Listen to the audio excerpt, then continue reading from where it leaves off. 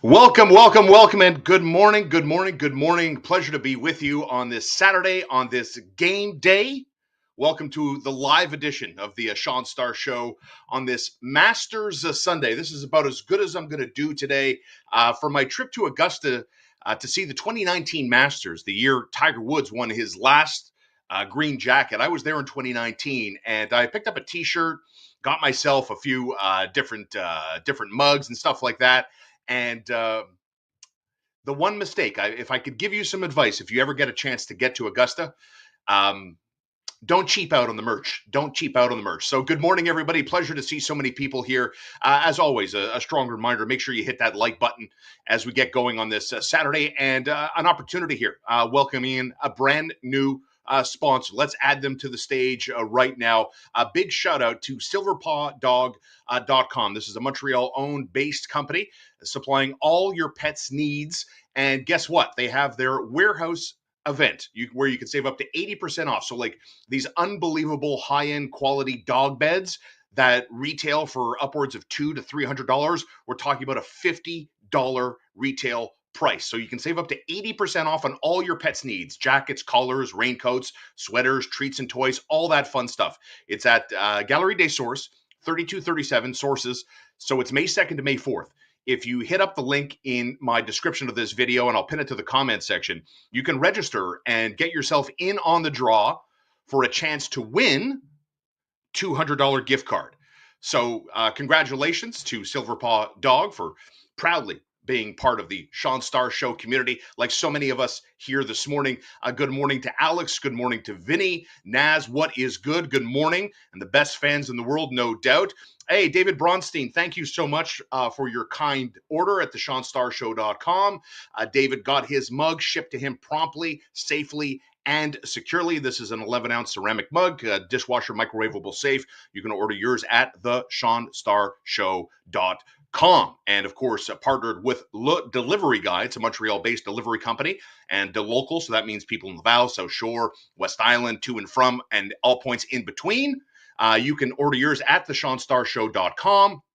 And if you order it before 2 p.m. on weekdays, you will get it that day. So we're used to doing this live show every Saturday, every Sunday, live at 9:30 on the ShaunStarShow.com. And a special guest today. We don't often get to do this, but here he is. There's my main man. It's Marco D'Amico. Marco, good morning. Good morning, everyone. How's it going? Dude, Marco D'Amico on the live stream on a Saturday morning. It's a pleasure to be here. Lots to get to today.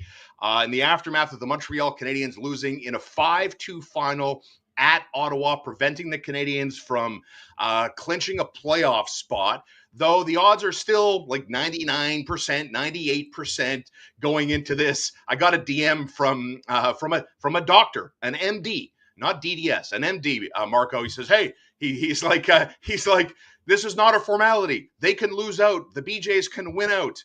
I mean, I understand it's not mathematically done. Marco, quickly, your impressions on that Canadiens game in Ottawa last night.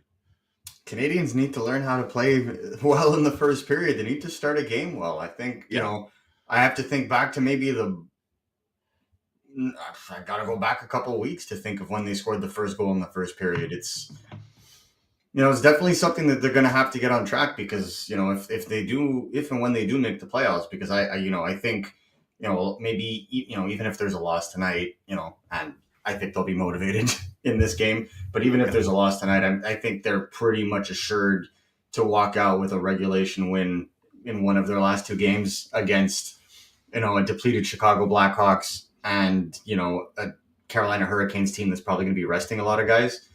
So I wouldn't necessarily worry Canadiens fans. Yeah. But what I will say is, they got to be more alert. They got to start plays early on, and they got to attack. They got to bring it, basically. It can't just be coming back. It's a good show of character for them to be able to come back all the time. But in the playoffs, momentum is everything. And if you're already surrendering momentum early on, you're always going to be playing catch up. Good morning, Devin.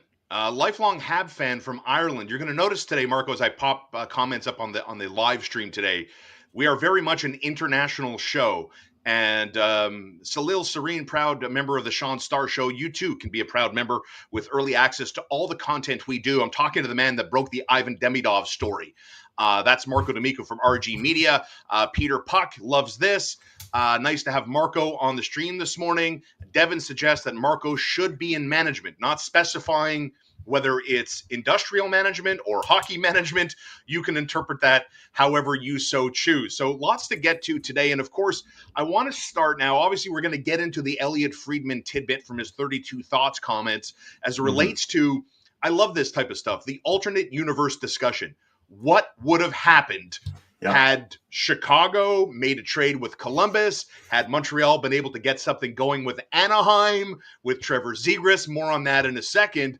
But let's get to this little bit of business here, because Marco was the man that broke the story, because we got a little bit of backlash this week on the channel, right?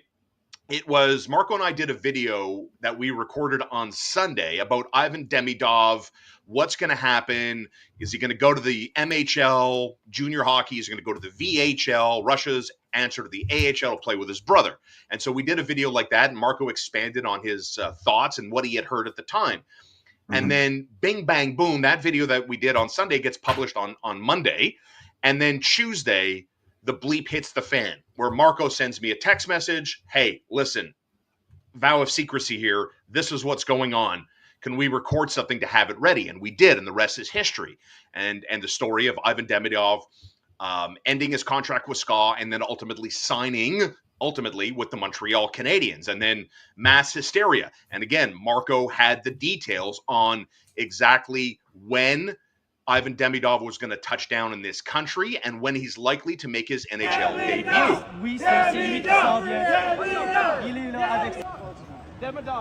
You're the man! We love you, Demidov! So there's a good look at what happened at Pearson yesterday. And I know Aniello and Sammy Cavallero from the Sick Podcast were over there, and they were filming and they were live streaming, and it sent this market into a frenzy. So Martin St. Louis saying that Demidov is not going to play against the Maple Leafs tonight. We know that, Marco, because you were the one to report that he's going to make his NHL debut on Monday. Does that still kind of stand on this Saturday morning? Yes, it does. Yes, it does. They would rather introduce him to the media on Monday. By then the Canadiens will be kind of chilling in that kind of setting. They'll be able to just kind of, bring him in nice and easy. It's a whole lot easier for a player like him to kind of come into a setting and play a team in a no stress environment like the Chicago Blackhawks, whereas the Ottawa Senators are still trying to make it. The Toronto Maple Leafs are trying to win the Atlantic Division. So it just, it's not ideal, whereas the Chicago Blackhawks are just basically playing for sport at this point. And I think it is, from what we've been told, it is 100% the Hawks that he's going to start up against. Yeah. And if you don't believe me, just look at the price of tickets for that game. The smart money, if everyone has been told it's going to be then. Basically, we were told when Demidov signed, I had initially said on this show that I thought he was going to maybe play this weekend. We got information from his camp that said that the Canadiens want him to make his debut in-house just so he could do that rookie lap in Montreal and get that ovation and get, a couple of skates in with the team, but also to be able to talk to Canadiens management and especially Canadiens PR so they can get him up to speed on what needs to be said, what positioning is, and what kind of access people are going to have to him. That's Marco D'Amico joining us on the Saturday live stream. This is your first live with us this morning. A little different. We got a lot of people with us nice and early this morning. Big thanks to that as well. And as I mentioned off the top, let's get into the alternate universe discussion here before we get into some of the nuts and bolts of last night's game, right? Because when we look at this bulletin board from Elliotte Friedman's 32 thoughts, obviously this is point number 3 here, as you could clearly see. But if we read it together, in the aftermath of the Demidov signing, there were 2 aborted trades, and we kind of knew about this, right, Marco? Like we kind of speculated on this not that long ago. Chicago's offered. Right. They're offered to trade their first rounder, the unprotected first round pick, in this summer's draft to the Blue Jackets, which ultimately they turned down because why, as you see there, they take Caden Lindstrom. Second was the Canadiens' own attempt to acquire Trevor Zegras. Now, Friedman goes on to elaborate, saying he never received complete clarity on why that deal did not happen, but he does suspect that it's because the Canadiens changed their minds when they realized Ivan Demidov would fall to 5, although they were not offering that particular pick in the Trevor Zegras deal. And we look at what's going on. I really like the complexion of this Anaheim Ducks team. I mean, Leo Carlsson is turning into a very strong player. Chemistry with Cutter Gauthier. They're cooking there in Southern California. So why don't you expand on that then? Walk us through the alternate universe here about the Canadiens attempting to get Trevor Zegras, having a decent season, but ultimately Ivan Demidov goes to 5, and that's who they go with. What else can you say about that? So basically what I was told around the draft was when everybody kind of knew that Artyom Levshunov was going to be the second pick overall with Chicago, and it was more likely than not that the Anaheim Ducks were going to select either a right-handed forward or right-handed defenseman, the Columbus Blue Jackets started receiving a significant amount of calls, and they had 2 teams to put serious offers down. One of them, as was reported, was the Chicago Blackhawks, who wanted to double dip into the top 5 and pick Ivan Demidov, at 4th overall. The other team that was actually very aggressive in that matter was the Carolina Hurricanes, who were at the time dangling Martin Necas. And things, they were also having conversations with the New Jersey Devils at the time. And then there was a surprise third team, which was the Philadelphia Flyers, who also were looking to bring in Demidov. And they had, as we all remember, the 12th overall pick at the time before trading back to select Luchenko. What ended up happening was Montreal had a backdoor deal planned with the Anaheim Ducks if ever Ivan Demidov did not get to them. And I think this is where the chronology of this deal has to come together. So the Canadiens deal, as first reported by Marco Normandin of Absolument Fan in August, this is not new news. And this was later confirmed by Radio-Canada, I believe 2 months ago. But the deal was Trevor Zegras and a second-round pick for the 21st overall pick before Michael Hage was even selected, and Logan Mailloux. That was the framework of the deal. The deal fell through the moment that the Canadiens saw that Caden Lindstrom went 4th overall and Ivan Demidov slid to their lap. Right. And that is the timeline of that story. So it was, the Canadiens had a couple, they were also looking into a trade with Winnipeg for McGordy. There was talks in interest in there in case they couldn't land Zegras. But there was I wouldn't say a gentleman's agreement when it comes to Zegras, and then they simply just called Anaheim and said, "Listen, we gotta take a guy like Ivan Demidov," because the Canadiens felt that Zegras was the same kind of skill oriented player, but Demidov was obviously, as we all know now, a level right above. Montreal Canadiens forward Juraj Slafkovsky here on Ivan Demidov. Interesting answer. I like Juraj Slafkovsky. I mean, this guy is really truly about getting that team dynamic.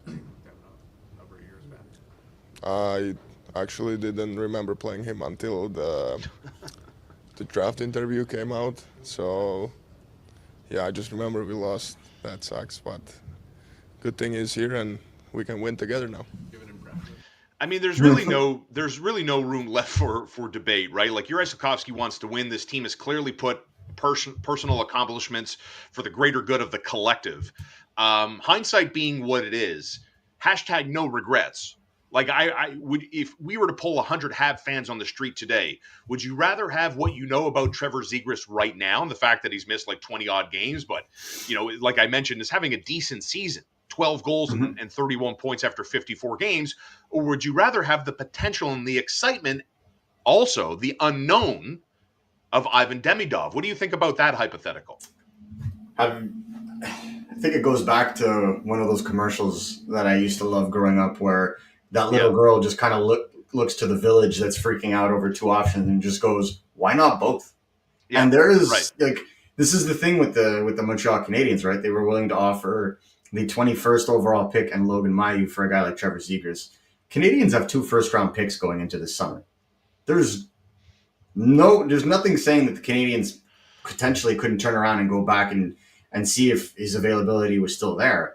My only thing is you want a mix in your top 6, right? You have a Cole Caulfield. I'm not saying that Ivan Demidov is a small or frail player by any means. He's actually scored a lot of goals in the KHL by using his body. I think the Canadians are going to want to bring in a guy that's more playoff oriented to be able to kind of play, that style. I know there's a lot of backlash to the scouting report on Trevor Zegras. Just to say he's played a lot more. He's been a lot more engaged and physical this season. Anaheim fans don't actually want to see him traded. They've actually appreciated the growth in his game. That being said, again, I feel like the Canadians should be utilizing those assets to go and get a bona fide center to hold down that second line so that they can bump a guy like Alex Newhook to the third line where realistically is where he should be playing. And I think that puts everybody in their right chair. And we've talked about this a little bit, but it's always interesting to look back on these things. And I think, realistically speaking, there will be more players that we aren't aware of right now that will be available closer towards the draft. And so if Kent Hughes was, lining something like this up last year, I could only imagine what he's going to do this summer. John Dryden in the chat this morning can't wait to see Demidov do his thing. Rookie lap at the Bell Center. The roof might come off. A lot of people still, I guess, kind of joining us a little bit late here. That Marco D'Amico from the jump has really been reporting consistently for the better part of days now that Demidov, when he makes his debut, will be Monday at the Bell Center against Chicago. So those of you wondering, from right into the fire against Toronto, Martin St. Louis confirmed after yesterday's loss to Ottawa that you're not going to see Demidov suit up for the Canadiens in Toronto. And if you're just joining us on the live stream, let me welcome in a brand new sponsor to the Shaun Starr Show. It's Silver Paw Dog. You see them in Walmart. You see them in Costco. You can find them online at silverpawdog.com. It's the Everything Pet Warehouse Sale where you can save up to 80%. Jackets, collars, raincoats, sweaters, those beds, those luxury beds that retail for $300+. You can get them for $50. May 2nd to 4th, 3237 sources. So that's Gallery Day Source. And if you enter into the RSVP, and there's a link in the chat, there's a link in the description of this live video today, your chance to win $200. Just RSVP to the sale. You enter your name, enter your email, and presto, just like that, you are now officially entered into the draw. That's Marco D'Amico. I'm Shaun Starr. Lots of comments this morning is Rick Springhetti, who's a proud member of the Shaun Starr Show, with his comment this morning. What he finds interesting that if Zegras trade would have went through, Patrick Laine is probably Hab. What do you make of the chances that the Canadians are mildly interested in Trevor Zegras this summer also? And also weigh in on here's Rick's comment here. Yeah, I think the Canadians were still looking for goal scoring this summer, and Trevor Zegras would have been part of that equation. But they would, if they were able to do the Trevor Zegras trade, because this is the other thing to keep in consideration, and it's the other aspect of all this that we haven't really talked about. If Ivan Demidov was gone prior, my sources indicate that the Canadians would have drafted Zeev Buyin, who ended up going 12th to the Minnesota Wild for some ungodly reason. He is already on his way. He's already about to go and sign his entry-level contract with the Minnesota Wild. Absolute, unit in the NCAA since he was there as a true freshman last year. And in my opinion, a future top pair defenseman that's going to be the future of that team alongside Brock Faber. So the Canadians had eyed him at 5th overall if Demidov wasn't available, and they would have gotten the forward help by going to trade for a guy like Trevor Zegras. So that was the plan to kind of, and bear in mind, Zeev Buyin can play both the left and the right. So there was, it would have given the Canadians probably the best young defense core in the NHL, but then they would have been suspect at forward. So I don't necessarily think that they would not have gone for Laine if a player like Trevor Zegras fell in their laps, right? So I think they had the LTIR space. They probably would have gone with it. They already used LTIR to open the season. I don't think it would have necessarily been a problem. I think they would have been together. But I do definitely agree that I think Trevor Zegras needs a change of scenery. I just think you're going to see a team like the Philadelphia Flyers, who's desperate for a center, the Boston Bruins, who may want to make a switch and have some draft capital to work with. Mm-hmm. Those are teams that are probably going to be looking at a guy like Trevor Zegras. I think the Canadiens are going to be looking for a different style of center. Let's get into last night for a second. The Montreal Canadiens begin the Battle of Ontario in Ottawa and lose ultimately in a 5-2 final, right? It was 3-0 before the party got started. A frustrating night at the office across the board here. Is this immature tendencies, the habitual not ready to start games? You saw it against Detroit where they're just getting, was it 24-3, 25-3, the shot clock there after 20 minutes, but Montreal still figured out a way to pull it out.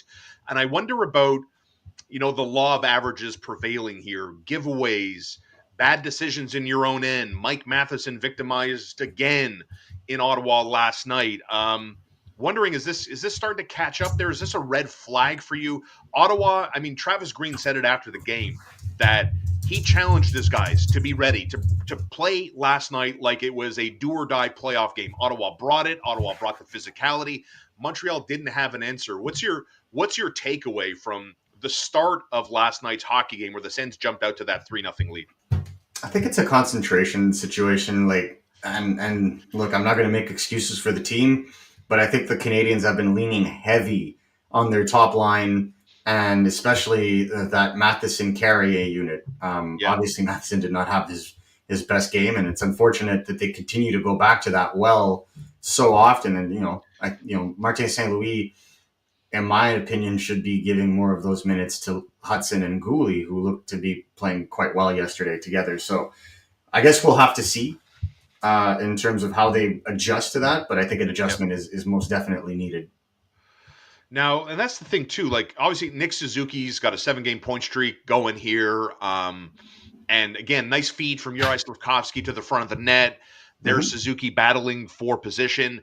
Your takeaway here on Oliver Kapanen's game, man, he's getting better every time I see him increase ice time again. Emil Heineman, not pleased that he wasn't in the lineup. How's Marty St. Louis going to handle all of this? Michael Pezzetta doing what he can to stay in, fighting, getting bloodied up. How do you see this shaking out? Especially, Ivan Demidov's around the corner as of Monday. So what's the best answer to this lineup for you? Yeah, I don't want to be overly critical of coaching because he's the coach. I'm the journalist. And, if I were in his shoes, I would find it unserious to play a guy like Michael Pezzetta over a guy like Emil Heineman, given the stakes. My personal opinion. I find that to be a waste of opportunity because Pezzetta, first of all, after his fight, played very little. My honest 2 cents is I think Emil Heineman actually hits harder than a guy like Pezzetta. And, if it's just for the purposes of fighting, then you could have easily just dressed Arbor Jacki in the game and given David Savard a breather. That's the thing for me, right? There are options, but I find they're relying too heavily on certain players. And I think I think ultimately it creates a situation. What I like, however, is the resilience, the fight back, the leadership we see from that veteran line of Dvorak, Gallagher, and Anderson. I feel like that's a constant that you can thankfully count on to energize and pull some of these gassed players back into the fight, despite, being as tired as they are down the stretch. I just want to take a look at here's the Lane Hutson factor. For those of you wondering, is the Calder race still on? Like Marco, the Calder race is over, right? What you're looking at, right? Wait? I was told that it was over. I was told that voting intentions grossly favor Lane Hutson at this point. Michkov can go on a 10-point rager in the next 4 games, and power to him. He's been fantastic since Tortorella's been gone. Yeah. So it is what it is. But personally speaking, Dustin Wolf kind of teetered off a bit. Macklin Celebrini just isn't going to catch up in terms of a point production, and obviously playing for San Jose is not really helping him much. So Lane Hutson's got all the momentum in the world, and again, we're talking about scoring for a defenseman here. I look at error-adjusted points. I understand it. I look at it. I get it. But at the end of the day, when you look at the the history books, the point to me on a Montreal Canadiens. In a Montreal Canadiens franchise that has been known for being an offensive juggernaut for 40 years now. This is more impressive to me, is him being on the verge of breaking Chris Chelios' record for rookie scoring for the Canadiens. Yes. I think that to me is more important to him, to the season that he's having, than era-adjusted points. Correct. This to me is just a good illustration, because obviously the 64 points with Quinn Hughes stands out. But this is what's crazy to me, is here when this came out, it was 78 games played, right? Mm-hmm. The last guy to do that was 80 games was Nick Lidstrom. You know what I mean? Like, to get to that level, you haven't seen that in 30 odd years. So correct, yeah. Yes, it's that layered, it's the texture of Lane Hutson's season. Like, the deeper you go into Lane Hutson's year that he's having, the more history gets turned over and it's being rewritten by number 48. So it's more than just beyond the tip of your nose when we talk about points and where they are in the standings. When you really get into the weeds on Lane Hutson, it's incredible. So as it stands now, the Montreal Canadiens on this game day have 87 points through 79 games, and their 39 wins is a good-looking total, right? So there are three teams behind them on 81 points. BJ's, Rangers, Red Wings. This is how it shakes out. Columbus is in action in about 2.5 hours. At 12:30 today, they host Washington. Then they play at Washington on Sunday. Their season continues Tuesday at Philadelphia, and then it ends Thursday with a home date with the New York Islanders. The New York Rangers have 3 games left. They play at Carolina today at 3.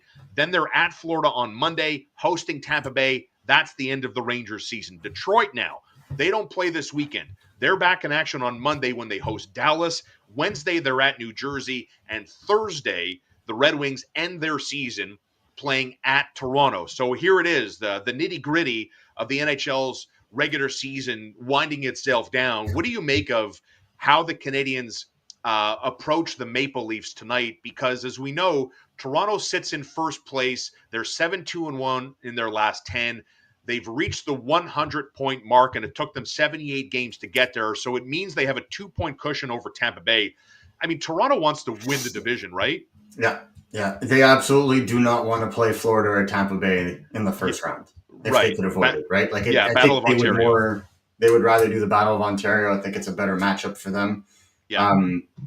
The other thing I would like to point out, though, is that they'll be playing with 17 men on the ice this game. They're going to be with 5 defensemen because of an injury, and they can't call anybody up. So that's going to be something to – the Canadiens are going to be on the second game of a back-to-back, but the Toronto Maple Leafs defense is going to be overtaxed. And I think that's where – Martin St. Louis doesn't have the last change, but that's something to keep in mind when it comes to on-the-fly matchups. And I think that's something you're going to have to keep an eye on, especially the likes of Morgan Riley. How's he going to deal with that extra amount of minutes? Yeah. We saw this, and Marco joined us on. When were you on with Connor and I? Was it Monday morning, Tuesday morning? Wednesday morning. Wednesday morning on TSN 690 to talk about the Ivan Demidov, where he was, and Marco was the one that broke the Demidov story. He had the details of him kind of kicking back in Istanbul before continuing on his travels, ultimately landing in Mississauga at Pearson, and expected to make his debut on Monday at home against Chicago. The other bit of news we asked Marco about was after SKA gave Ivan Demidov his release prematurely from his contract, wondering about Evgeny Kuznetsov, who couldn't stop saying glowing things about his SKA teammate. Alex McLean this morning wonders, could the Habs be interested in Evgeny Kuznetsov, Marco? I wouldn't see it as a possibility. To me, I think it's just a question of being able to have a veteran around him in SKA. I think that was good. Yeah. Right now, Kuznetsov can't sign a contract with an NHL team. Well, I mean, he could, but he can't sign a contract with an NHL team at this junction and play in the playoffs. He would have had to have terminated his contract and signed a contract with an NHL team prior to the trade deadline to be eligible. So if ever the Canadiens were interested, it would only be in the offseason. But again, I think, he played well in the KHL, but it would be a different beast in the NHL. And I just don't feel like Ivan Demidov's the kind of guy that would need to be, that would need someone brought in to help him integrate. I think he's going to integrate just fine on his own. Yeah, and I don't really disagree, and a lot of other comments as it relates to Ivan Demidov, Martin St. Louis seemed to have a little bit of a short fuse before the Ottawa game. St. Louis was asked repeatedly. I think there was one question, then there was a follow up about how to get Demidov incorporated. Are you worried about throwing him into the fire? And St. Louis is like, listen, I'm trying to lock down a playoff spot. I really haven't thought about this. So when do they think about incorporating and how to incorporate Ivan Demidov, right? Like, how do you see it break? What's your educated guess on how you see it kind of happening on Monday night at home against Chicago in the Connor Bedard, Ivan Demidov showdown? Yeah, I think they're just, he's going to meet the team today. I think he's going to meet the players today, just kind of introduce himself, get acquainted. I'm sure Brendan Gallagher and Nick Suzuki will be all over getting him integrated and getting him to feel good about the team. Lane Hutson's probably waiting there with googly eyes, as the two have just been enamored with each other all season. So I think that will be fine. He'll travel back with the team on Sunday, and then on Monday he'll be presented to the media, and then he'll play Monday night against Chicago. I think it'll be an interesting matchup. Connor Bedard's not had the best of sophomore seasons for a player that was pegged as generational. I think that because of that tag and the way that Chicago is built and used, unfortunately, just not an ideal place for a guy like him right now. And maybe he's not really a bona fide center in the NHL, and that's totally okay. He's still going to be an absolute dynamo, but he needs help. And so I wouldn't want anybody to see a Demidov situation where he's playing out of his mind, full of adrenaline, and looking flashier than a guy like Connor Bedard who's got a full season in the tank, and start thinking, he's better than Connor Bedard. I think they're going to be two absolutely just league moving athletes. These are going to be guys that are going to move the sport forward, and just to watch both on the ice, I think is going to be a treat for all fans involved. JJ with a popular comment, getting some reaction from the live chat. JJ's believes the Montreal Canadiens need more size, more toughness. Suggestion that they play bigger teams and they seem to get manhandled. Was that a game for Arbor Xhekaj? I mean, it's the ultimate Monday morning quarterback here, but based on how that game started, based on the approach Ottawa brought with them in front of their fans, who I'm sure they were pissed off. I mean, BPM Sports Radio sent a bus full of Habs fans down to that rink. Yes, they did. Montreal's very good at taking over that rink, and it pisses off Ottawa Senators fans, and I am here for that narrative. But whether Ottawa used that or not, whatever. They took full credit to the Sens for playing the way they did. Hindsight being what it is, Marco. When we look back, was that a game Arbor should have played in? Look, from a strategic point of view, my honest 2 cents, Xhekaj should get into one of the games this weekend. My 2 cents. You can't overuse Savard. He's clearly tired. He's clearly dealing with something.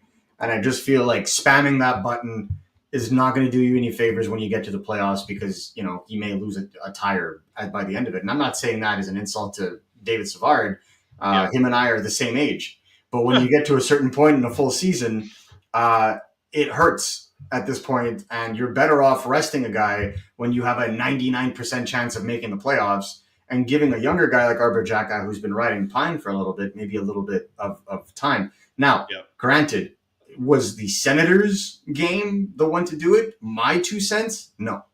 I think when you look at the way that the Senators always attack a guy like Arbor Xhekaj, you're just lining him up to, get into fights, get distracted by chasing those hits. Ottawa is a team that with Xhekaj, I don't know what it is between those two, but they always run after each other. And I just feel like it would have been a distraction. However, I would consider putting him against the Leafs, who are a softer team, in my opinion, than the Ottawa Senators, and see him play against a guy, for example, like a Mitch Marner, because he plays on the left side. Mitch Marner will be coming down on the right, and then they'd be able to face off against each other. I think that's where he would be a little bit more effective. The downside of playing a guy like Jacky over Savard is that they would be down to only one right shot player, which may hurt their already, let's say, inconsistent transition play, which basically is ride or die through Lane Hutson and Caden Gooley. Can we talk about center options here? Morgan, longtime viewer, commenter on this channel. Good morning, Morgan. Yanni Gourde. We spoke about it this week. Mark Dumont online had a breakdown of a bunch of different options at center that I think that were prompted by fan submissions, right? And I'm going to go off memory here for the most part. Yanni Gourde was on that list. Matt Duchene was on that list. Go down. Sam Bennett clearly on that list. Is that the path? There are a lot of fans that are very much excited for the summer months and exactly how are the Canadiens going to fill the number one priority here, and that's the 2C. And I believe it should be expedited with the arrival of Ivan Demidov prematurely here. So it's time to start working. And I wonder, do you see the Canadiens management going down the veteran path, looking at an established player with tenure that is best suited, that is probably gives them the better chance, Marco, of integrating them into the lineup without too much work, without too much management, essentially avoiding kind of a reclamation Kirby Doc style project? Do you see a veteran filling that role? Absolutely. I don't think the Canadiens are at the point now where they're making, or at least in the crucial aspects of their lineup, I don't think they're at the point where they're taking on reclamation projects or doing any experiments. They're going to be looking for the prime deal in that regard. And Kent Hughes said it. He's like, we have the assets to overpay for a player that we've identified as exactly what we need. And I think, it is what it is when you look at it. We're going to put, I see a lot of guys naming pending free agents. Always a word of caution when it comes to free agents in Canada, especially with what's going on between the U.S. and Canada and how the dollar is fluctuating and whatnot. And the John hostility. Tavares was a popular name, by the way. Sorry to cut you off. John Tavares was a very popular name. He was a popular name in 2017 as well, and he'll continue to be a popular name this summer until the Leafs eventually sign him. I would be, because of his ongoing battle with the CRA when it comes to his tax situation, I would be shocked if he would sign with a Canadian team not named the Toronto Maple Leafs this summer. Yeah. My 2 cents is if he does leave Toronto, he'll just go to the States or take a very deferred heavy contract when it comes to putting all the big money as to when he retires, and then being able to get paid while his residency is in the States as opposed to Canada. There are tax situations to take into consideration. Matt Duchene, however, is a player that I've zeroed in on, and without any information, because this isn't tampering. The Canadiens haven't had the opportunity. He is with Dallas. They're pushing for a cup, but I just feel like age-wise, he's seen a lot. Again, a guy that's around my age, again, like the 34, 35 age range. Doesn't have to be a long-term deal. I have to double-check his exact age just to be sure, because if not, he could even sign a 35-plus contract, which could be bonus-ridden. Nope, he is 34 and turns 35 January 16th. So the Canadiens would be able, for example, to sign a guy like that if he's interested, to a 2 or 3 year deal in the $8 million range. He is on pace right now for an 84-point season. So if you have a guy like him playing behind you with a guy like Demidov on the side, and this is not the same Matt Duchene that people saw in Nashville. This is an energized Matt Duchene. A guy like Nazem Kadri, for example, as it's brought up. Dude. Yeah. Yeah. My only problem I love Nazem Kadri. My only problem with Nazem Kadri, unlike a player like Matt Duchene, is that you're signing the contract. Taking on a guy like Nazem Kadri, first of all, Nazem Kadri has trade protection, Nazem Kadri at $7 million, but Nazem Kadri is also a very long-term contract. I believe he's still got 4 years. Remember, Correct. that was the contract that was signed by the Calgary Flames 3 summers ago because they had to get rid of Sean Monahan and gave the Canadiens that first-round pick that is relevant in this upcoming draft. They did that to sign Kadri. So that 7-year deal, they're on year 3 of 7. That means the Canadiens would have him for the age of 34, 35, 36, and 37. Not necessarily ideal in the sense that by 36, 37, he won't be giving you the kind of performances he's currently giving Calgary right now. And the flip side is then the Canadiens are going to have to pay to get rid of him. I just don't see that as a logical choice. And I believe that teams going after a player like that are going to pay through the nose. So it is what it is. So let me bring, like, I'm gonna tell you a little. We call this in the media inside baseball. It's when we talk about the business because you're not in the business. So what I'm gonna do with Marco now, I'm probably gonna piss him off. I'm going to talk about inside baseball with Marco because on a private conversation I had with Marco, I think it was a Friday. I think I said, let's talk about Sidney Crosby. And Marco's like, oh, I don't want to talk about Crosby. I don't want to talk about Crosby, right? And the only reason I'm bringing up Crosby here, not because we have a comment from my Manutube here who talks about Sidney Crosby, is because on TSN 690 this week, Mitch Melnick asked Gord Miller of TSN the percentage Crosby puts his hand up and leaves Pittsburgh this summer. Not Crosby comes to Montreal, just Crosby leaving Pittsburgh. Gord Miller answered 20% chance that Crosby decides to leave the Penguins for another team. Yep.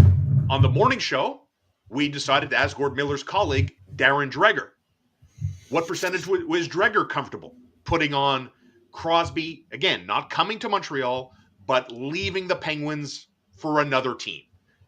He said 10%. When do the Penguins ultimately, is it Kyle Dubas going to Crosby? Is it Crosby going to management? How do you think something like this works out where Crosby asks the question, Kyle, what are we doing this summer? Or Kyle goes to Crosby, hey, Sid, how you feeling about where we're going this summer? How do you think something like that works out? I think when you look at a player like Sidney Crosby, he's the one that's got to go to management. You don't approach Sidney Crosby about getting traded. He's your franchise. Yeah. And, Kyle Dubas was given the job under the condition that he would win with their existing core. Yeah. And that's what he promised Fenway Sports when they hired him and signed him to that ginormous contract. Now he's got to put the work in. Like, the Penguins are going to get a good pick this year, probably in the 5 to 8 range, unless they get some lottery luck, which is going to net them a really good player. And then, if the Rangers keep going the way they're going, they may have an unprotected 2026 first-round pick to work with on top of their own. So they'll have the ability to make some moves. And one thing that I think is going to be very telling is what Pittsburgh does, because they moved out a lot of money. They want to move Karlsson, even if it requires retention. And they're going to be looking at trying to bring in talent as quickly as possible. So I wouldn't be surprised if they're a team looking to offer sheet, for example, a guy like Gabe Vilardi in Winnipeg. I think they're going to be looking to bring in guys like that. They have 2 first-round picks for next year, so they can make a move where they could sacrifice their first-round pick because they know they're going to be better next year. When it comes to Pittsburgh long-term, I mean, they're just extending the inevitable. In my honest opinion, they're gonna try, and ultimately, I just don't feel like they have the goaltending, the defense, or the depth to really push themselves into a playoff spot next year. Considering just how competitive the Atlantic is right now, is going to be, and how much better a lot of these up and coming teams are going to be next year. The dude wonders, can the Habs not make the playoffs? So Montreal, they would have to lose every single game in regulation. And Columbus would have to win every single game in regulation. Correct. And Columbus plays Washington at 12:30 this afternoon. They also play tomorrow. It's a home and home with the Caps. hosting Washington at Washington on Sunday. They're at Philly on Tuesday and host the Islanders to end their regular season. Now it's game day for the Montreal Canadiens. By the way, 370 live viewers this morning on this Saturday. Thank you so much for joining Marco D'Amico and I. Let's also take an opportunity here to welcome in proud sponsor, Silver Paw Dog. You can find them online at Silver Paw Dog. I love this because I'm a passionate dog owner and have been arguably my entire life. And so I like to promote things that I myself would happily encourage and spend my money at. And this is where I encourage you to check out silverpawdog.com. It's their quarterly warehouse sale event, everything pet. So jackets, collars, raincoats. It's in Gallery des Sources, and it goes from May 2nd to the 4th from 10 a.m. till 3 p.m. And I saw some of the stuff they have. Unbelievable, luxurious dog beds, cat beds too. It's not just dogs.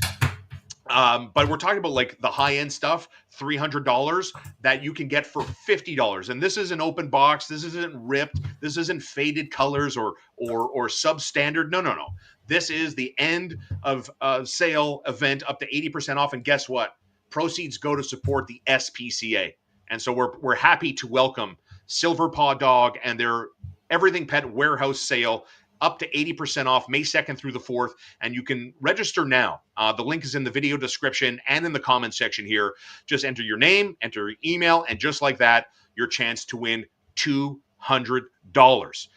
It's game day. Habs and Leafs at 7. Listen to it on TSN 690.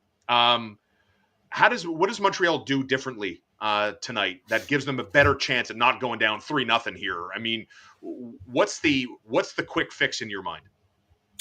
Well, first of all, it's going to be coming out hard and heavy right at the beginning. I think they have no choice but to come out blazing against the Leafs at this point. And I think, fans watching, you tell me what you think at this point.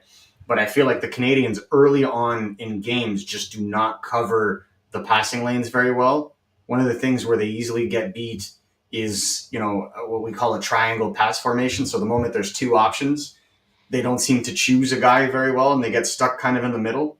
Yeah. And then the pass can either go down the middle, right up the middle, and they attack with speed, or it goes down the boards, and then the defensemen can't really kind of reorient themselves. I feel like the Canadiens need to go back to that 1-2-2 kind of scenario where they're ready to go, and then you can either choose to put this, the last player on the ice either at the top, so you do a 2-1-2, or you can do a 1-1-3, and then you really have yourself a strong counterattack kind of scenario. They just, right now, unfortunately, they just really lack those players with top-end speed that can turn around and do that counterattack once they kill the play. And I think that's what hurts them early on.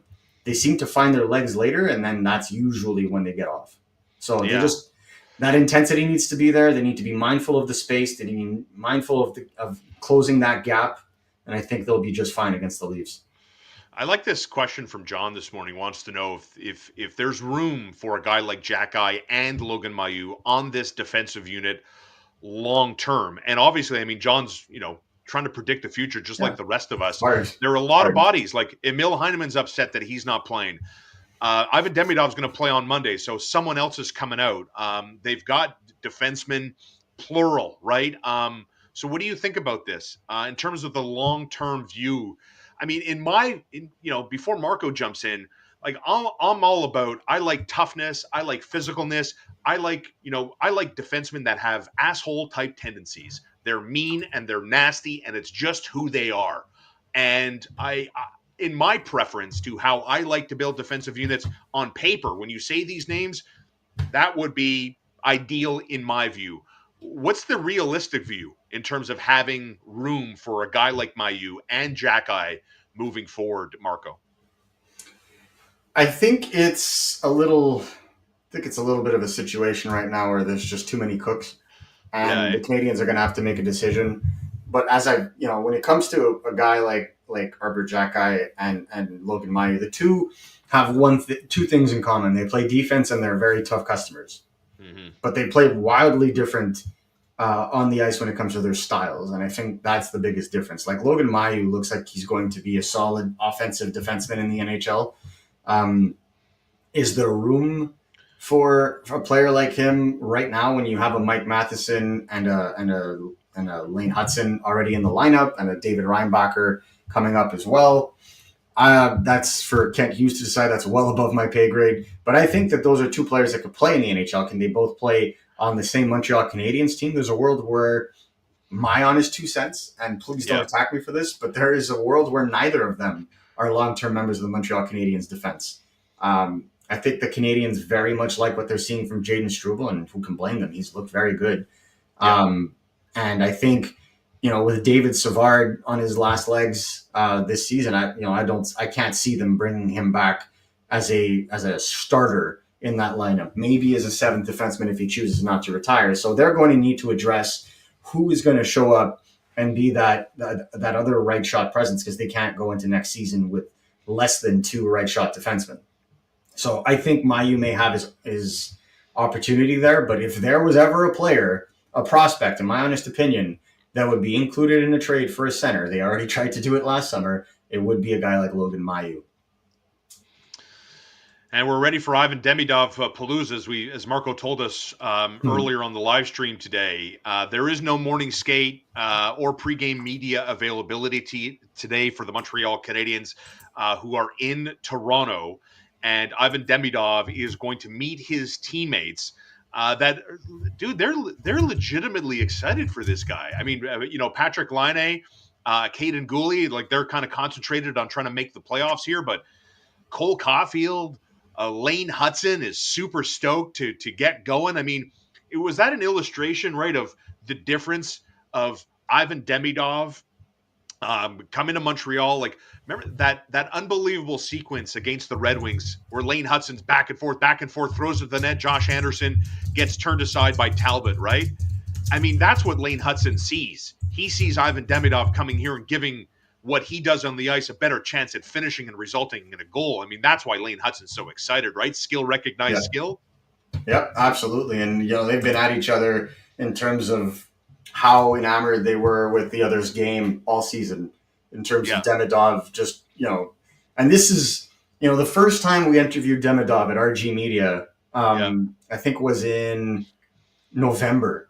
Yeah. Already in November, he was, very, very, very, very attractive in terms of a player to play with for a guy like Ivan Demidov. And I think everybody can understand that Lane Hutson was excited to be able to feed a guy like Ivan Demidov on the power play and at 5-on-5. So I think there's hype to have talent on this team.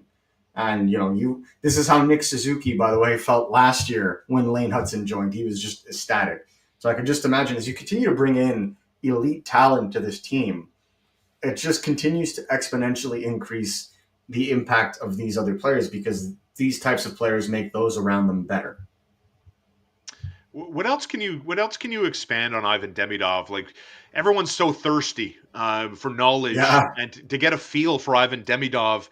Is there anything that you're comfortable talking to us about as it relates to maybe his personality, some of his likes? I don't know. Like, is he a video game guy? Does he like to go to the library? Does he like gourmet food? I mean, any fun little details that maybe some of us aren't aware of yet that you have some insight on?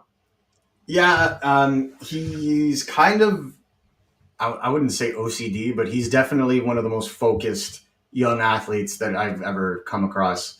Roman Rottenberg used to scold him because he would spend too much time in the gym. He would go to the gym 2 times a day, 3 times a day before a game, and they'd be like, "What are you doing, dude? You got a hockey game to play. Why are you spending so much time in the gym?" But very committed, not an individual that does anything half-assed. Excuse my language. It's just, this is a guy who spent the last 3 years trying his best to learn English. I think a lot of people are going to be surprised with his vocal ability to communicate for a guy that's never been in North America for a long period of time.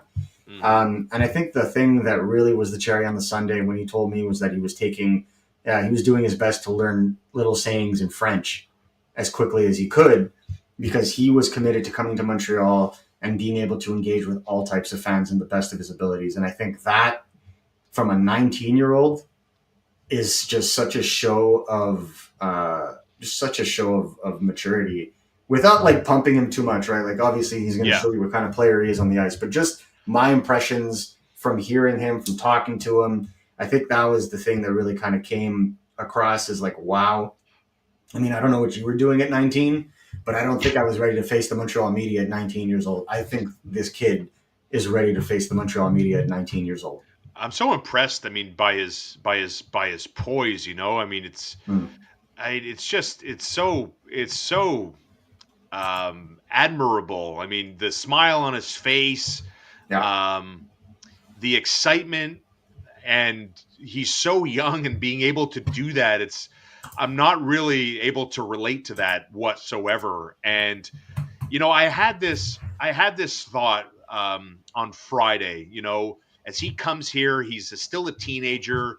You're seeing again some of the video from Pearson of his girlfriend who's with him. So two very very baby face kids from a foreign land coming to a completely different country. Right? I didn't see parents or grandparents along for the ride. I'm not. I don't know if they're coming or whatever, but um, I'm a little concerned. I want to make sure that his girlfriend is comfortable, because of the fact that, like, what if, for example, like, so he's going to play Monday, right? And the Canadiens have a couple of games here, right? So they play today, they play Monday, and they got Carolina, and that's the end of the season. Then the playoffs begin.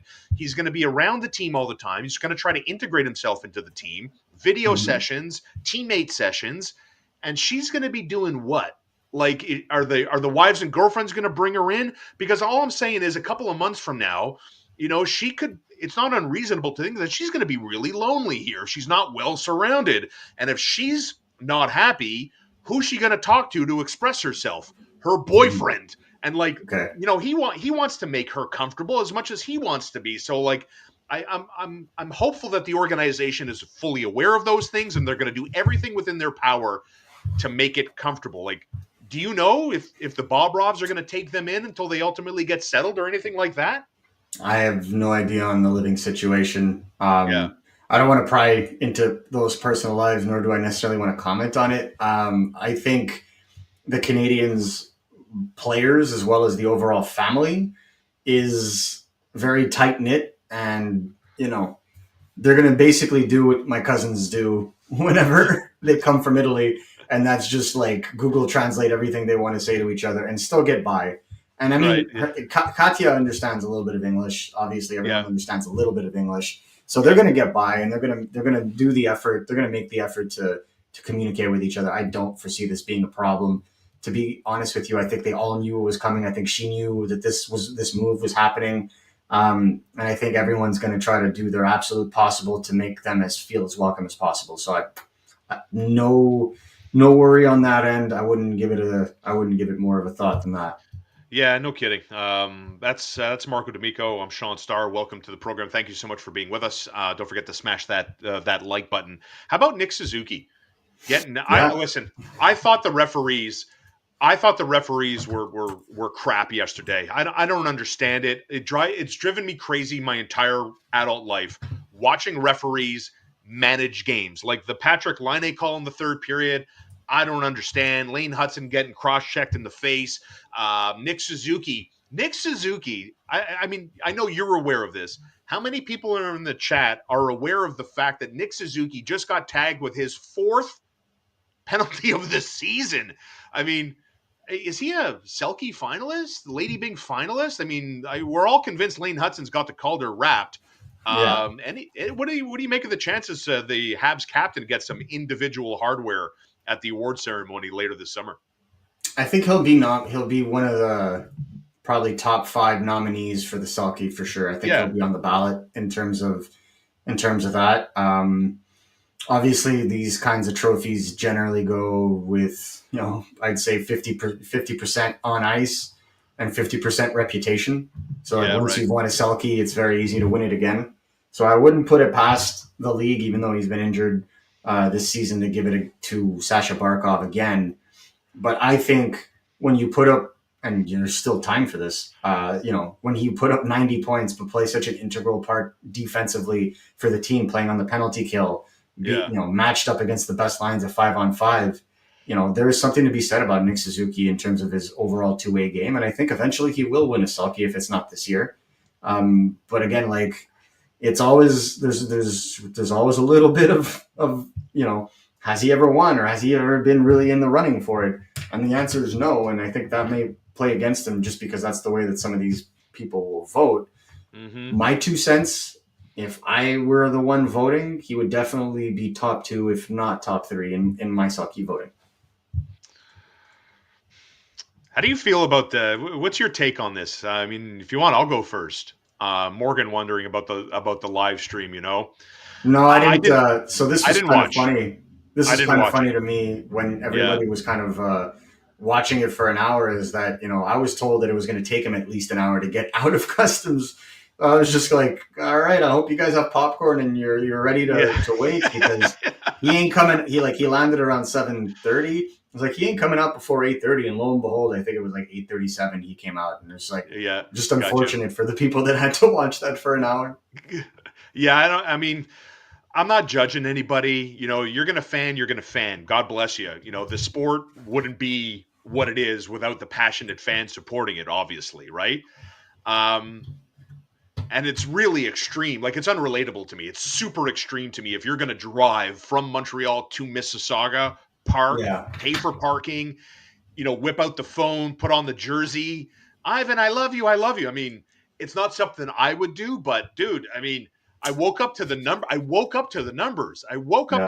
It was like almost 400,000 people at one point tuned into the live stream. I mean, that was a bit of a wagon. That did some numbers. And shame on you. You're calling them out, saying, really, we're streaming? Bro, in Toronto, you guys were all over Shohei Ohtani Express there when that Dragon's Den Robert Herjavec rolled out. You know what I mean? Like, let's call it down the middle. Let's not be hypocrites here. That was ridiculous. I didn't say anything. I found it. There was plenty. I'm sure you saw the reaction of Torontonians and even national media guys calling Tony out for the live stream. Yeah.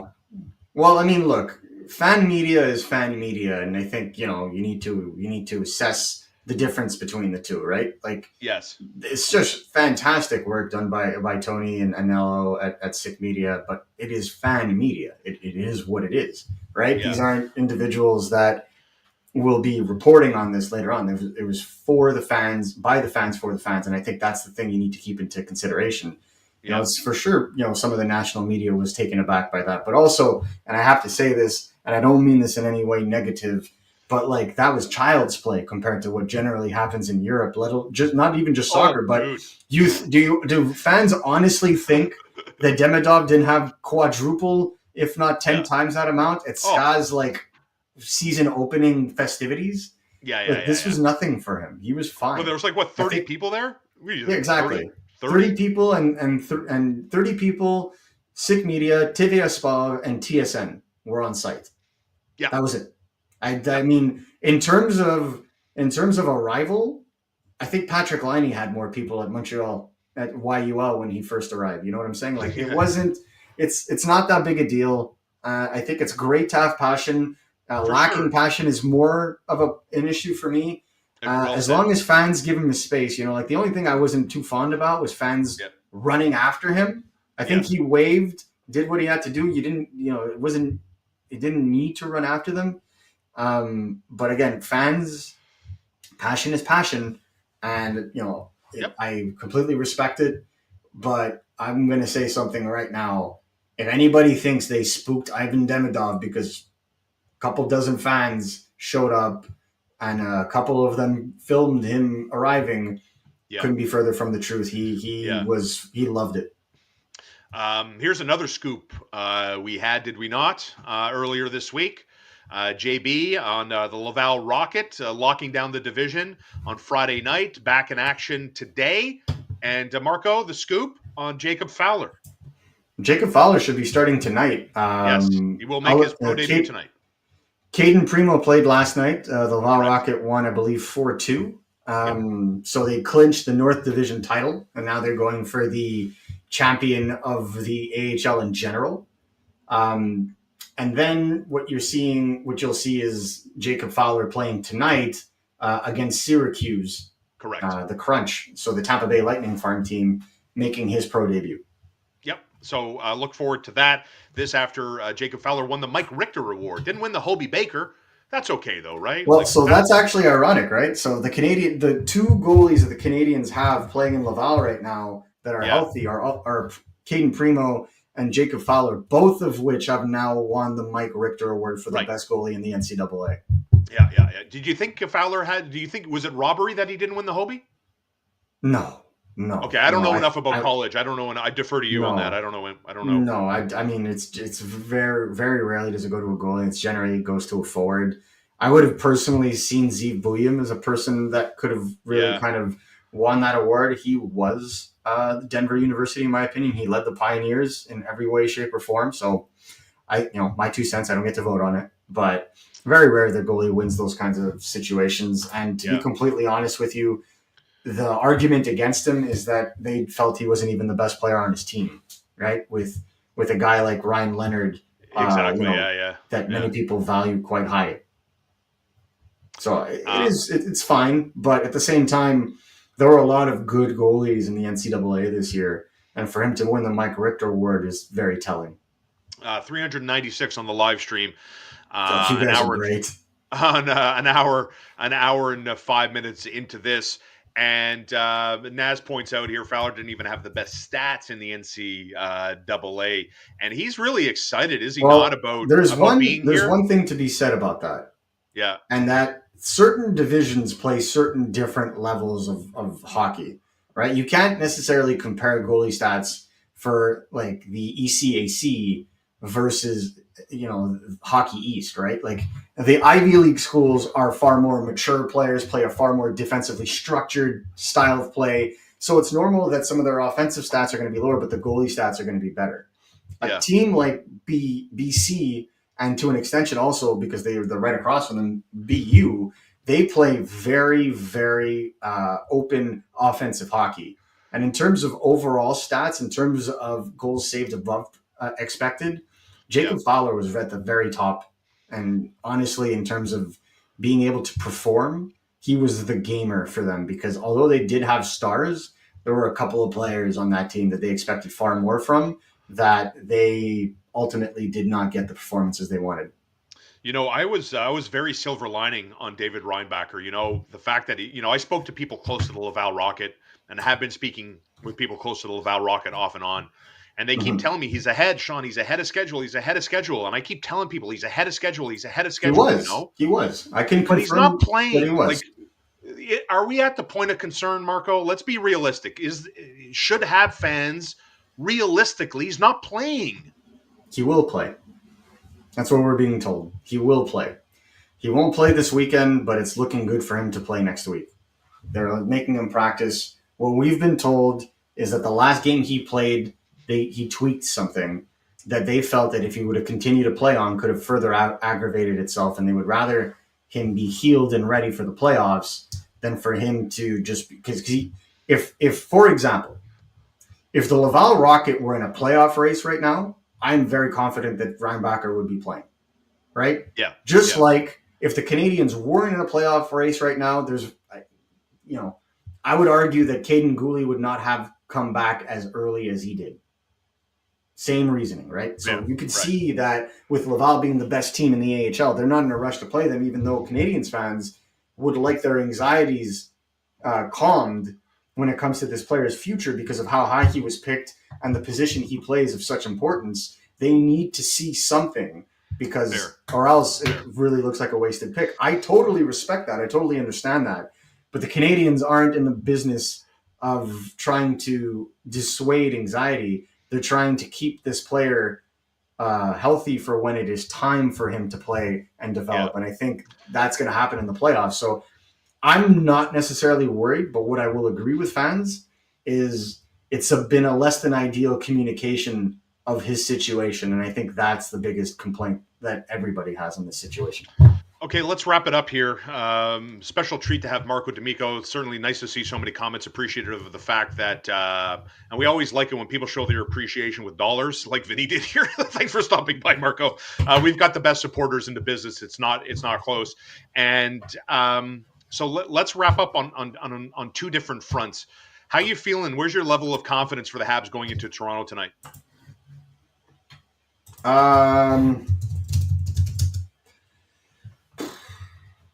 Honestly, Like, it's not must win either. It's not must win. Let's not be so drained. It's not must win. everything is a must-win game until you clinch. I am sorry. I'm not like, and I will say this, and fans, correct me if I'm wrong. If I'm out of to lunch, write in the comments and tell me I'm out to lunch. Okay. But it's a loser's mentality. It's a loser's mentality to have to look at the scoreboard and to have to look at your schedule when you're so close to clinching and being like, it's not that big of a deal. You play to win the game. And if you aren't, then there's a problem in that culture. There's a problem in culture in that room, my honest opinion. And I don't think that there is a problem in that room. And I think that every game is a must win for them at this junction until they clinch. Fair. All right. Marco and I are going to have an interesting week on the channel this week. So let me explain. We got a lot of new. You mean last week wasn't interesting? Let me tell you something. I just want to make one quick comment just to remind, because we got a lot of people.